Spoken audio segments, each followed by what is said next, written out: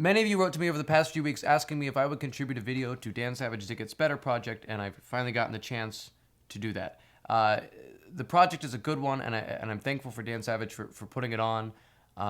He's doing it after there was a string of suicides among gay youth who were the victims of bullying or taunting, and found no recourse but to take their own life. And so this project is to show people, especially those people who are in high school or who might be victims of bullying themselves, that it gets better. And it does get better. And I'm not too far out of high school, and it's, right away it got a lot better.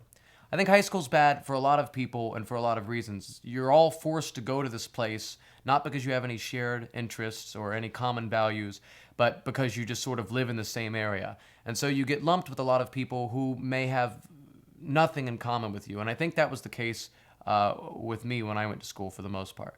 I grew up in a rural area in southeastern Ohio, had a very Catholic family, and a very conservative school district. As far as I know, there weren't too many out gay kids. There were people that I think people knew were gay. Perhaps I think people certainly knew I was gay, but people were still pretty shy about it. And I was the victim of a lot of harsh bullying myself. But I was the victim of certainly being made fun of to some degree. I was an extraordinarily scrawny kid with swallowed by my hairdo, with bad teeth. Completely unathletic. I spent my lunch breaks or recess playing chess, and to this day I still can't do a layup in basketball. It's completely lost on me. And I remember people coming in out of lunch break. They'd kick over all the pieces on my chessboard and be like, "Faggot," and walk away. Now I don't even think they knew I was gay, unless chess is the mark of a homosexual, and I don't think that it is. But they do that because young people are cruel and they're insecure, and they feel better about making other people feel worse. But when you're the victim of bullying, I think it says a lot more about the bully. It says a lot more when they're calling you names about them than it does about you.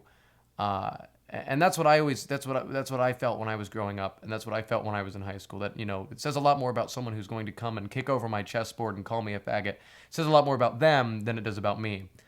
But high school, I'm not even that far out of it, and it's already better. Everything is better because I don't have to see those people every day.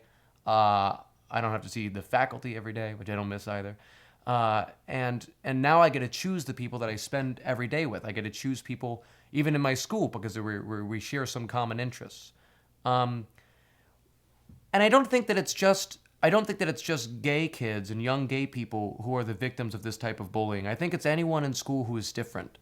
And I think that anyone who feels that they're not, that they don't totally fit in at school, or they don't totally fit in their lives, it's you should know that even if you feel alone right now, you're not alone. You're certainly not alone in the long run. And if you tough it out and stick through, the next few years, as harsh as they may be, there are better things waiting for you because there's so much opportunity for you to define who you are on your own terms. Now, another thing I want to speak about that I think relates to this is when I was in high school, and one of the things that got me involved, so heavily involved in political issues and social activism in the first place, is that in 2004, during George Bush's re-election campaign, he came into my state under certain initiatives that were orchestrated by Karl Rove, and they put a ballot initiative to vote in my state, which not only constitutionally banned gay marriage or marriage for same-sex couples, but it also constitutionally banned civil unions, which is a pretty extreme piece of legislation.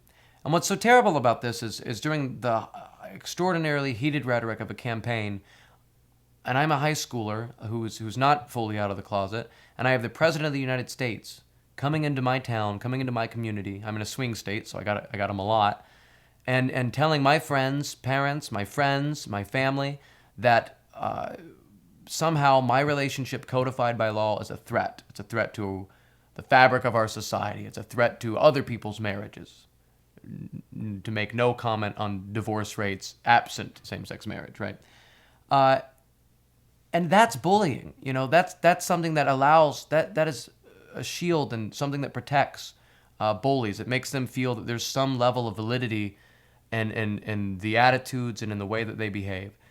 And so I'd like to think that not only is it going to get better just by virtue of getting out of high school for most people, but I'd like to think that things are going to get better when we won't have presidents, hopefully in the future, who are going to be doing things like that, when we start to see our government recognize all people as equal, no matter whom they love. And that's my hope, and that's what I work toward. So if you feel down, scared, alone, or so different that you don't think you can take it, stick in there. I promise it gets better.